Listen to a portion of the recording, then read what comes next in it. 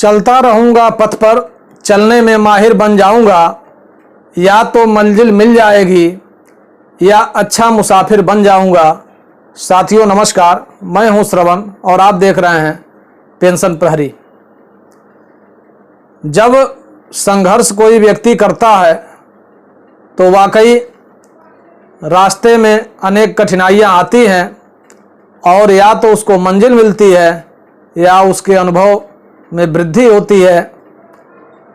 अभी तक हम लोगों ने चर्चा किया था अटेवा संघर्ष गाथा पार्ट 8 के अंतर्गत कि 7 दिसंबर को किस प्रकार से बर्बर तरीके से लखनऊ में पुरानी पेंशन बहाली की मांग कर रहे अटेवा के जवान साथियों पर पुलिस ने लाठीचार्ज किया था।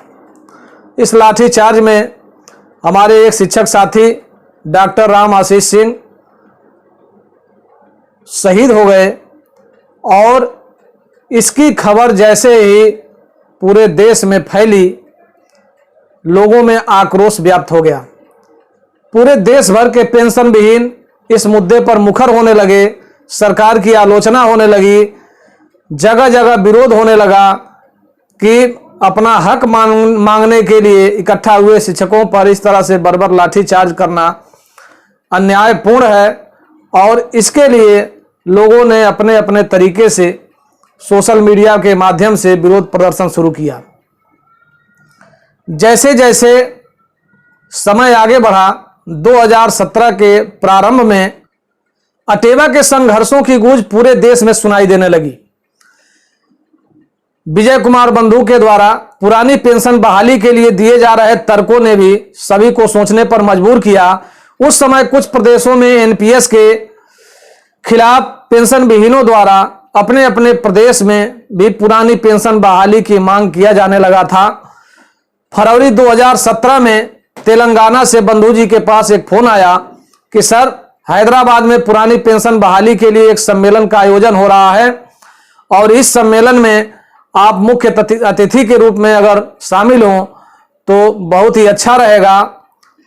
बंधु जी ने हम सभी लोगों से विचार विमर्श किया और निर्णय किया कि ठीक है, हम तेलंगाना की उस पेंशन बहाली सम्मेलन में शामिल होंगे।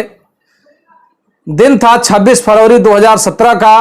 तेलंगाना की राजधानी हैदराबाद में बंधु जी पहुंचे, जहां पर उनका जोरदार तरीके से स्वागत किया गया। एक तेलुगु भाषी राज्य में बंधु जी के संबोधन को सुनने के लिए लोगों को लालायित देखा गया। बंधु जी ने वहां लोगों से पूछा कि आपको हिंदी समझ में आएगी? सभी ने हाथ उठाकर जवाब दिया कि जी सर, हमको समझ में आएगी, आप अपना वक्तव्य दीजिए। बंधु जी ने वक्तव्य दिया, लोगों ने बहुत ध्यान से सुना, बहुत ही प्रभावित हुए लोग। और यही वो सम्मेलन था तेलंगाना का जहां से पुरानी पेंशन बहाली के राष्ट्रीय आंदोलन की नींव पड़ी और वहीं से सुगबुगाहट शुरू हुई राष्ट्रीय स्तर पर आंदोलन के लिए। वहां जिन प्रदेशों के लोग जुटे हुए थे उन्होंने एक डेट तय किया कि अगले महीने अर्थात 26 मार्च 2017 को हम लोग दिल्ली में बैठेंगे और राष्ट्रीय स्तर पर आंदोलन को आगे बढ़ाने के बारे में विचार विमर्श किया जाएगा। आखिरकार वह समय भी आ गया।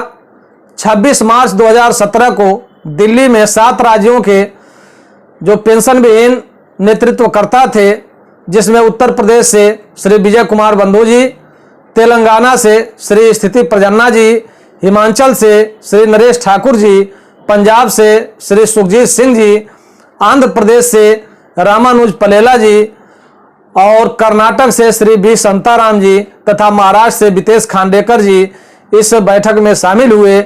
और यहाँ पर देश भर के पेंशन विहीन नेताओं ने विचार विमर्श किया और विचार विमर्श करने के बाद यह निर्णय लिया कि देश में एक राष्ट्रीय स्तर पर पेंशन बहाली आंदोलन का एक मंच तैयार किया जाए। और यह अटेवा के लिए गर्व की बात है कि राष्ट्रीय स्तर पर जो आंदोलन की रूपरेखा बनी, जो मंच बना, उसका नेतृत्व करने के लिए आदरणीय विजय कुमार बंधु जी को आगे किया गया, उनको अध्यक्ष बनाया गया।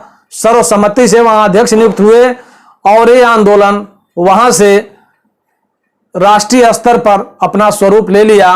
और नाम रखा गया राष्ट्रीय पुरानी पेंशन बहाली आंदोलन NMOPS, जिसको आज हम लोग national movement for old pension scheme के नाम से जानते हैं।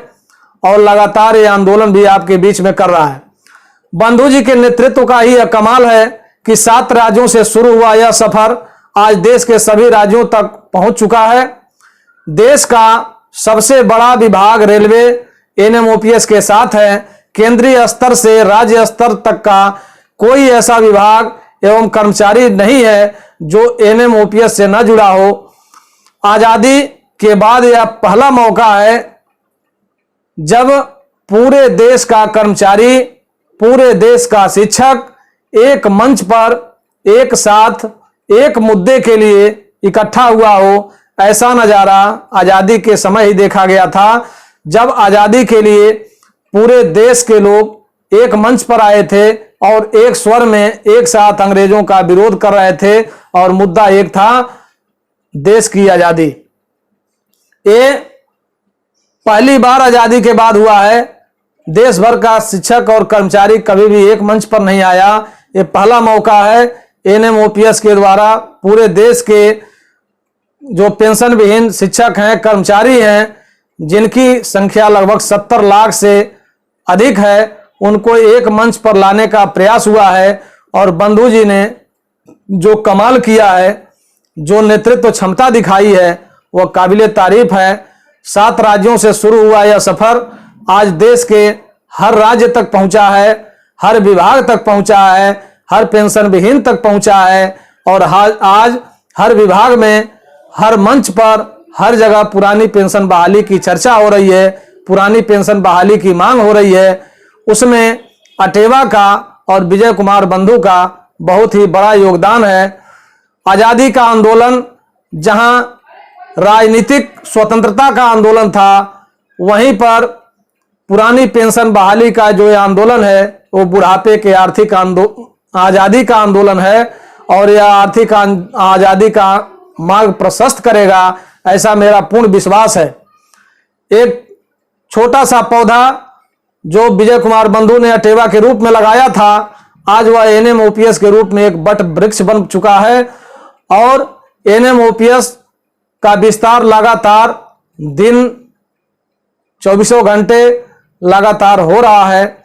और इस विस्तार से आप समझ सकते हैं कि वो दिन भी आने वाला है जब आपकी मांग पर जो राजनीतिक दल आज चुप्पी साधे बैठे हैं, अपने लिए जो 3-3 पेंशन की व्यवस्था किए बैठे हैं और कर्मचारियों को शेयर मार्केट के भरोसे छोड़ दिया है कि बुढ़ापे में आप भीख मांगिए, इसको सोचने पर मजबूर होना पड़ेगा। देर है, अंधेर नहीं है। और अंत में आपसे यही कहूंगा कि डर मुझे भी लगा फासला देखकर, पर मैं बढ़ता गया रास्ता देखकर। डर मुझे भी लगा फासला देखकर, पर मैं बढ़ता गया रास्ता देखकर। खुद ब खुद मेरे नजदीक आती गई मेरी मंजिल मेरा हौसला देखकर, मेरी मंजिल मेरा हौसला देखकर। आज के लिए इतना ही। आगे हम और देखेंगे एपिसोड में कि किस प्रकार से NMOPS का संघर्ष आगे बढ़ा और उसने कौन कौन से कार्यक्रम कहां कहां कब कब किए। इस तरह से संघर्ष की कहानी आपके बीच आती रहेगी। आप देखते रहिए और इसको शेयर करते रहिए, सभी साथियों तक पहुंचाते रहिए। तब तक के लिए नमस्कार। जय हिंद, जय युवा, जय अटेवा, जय NMOPS।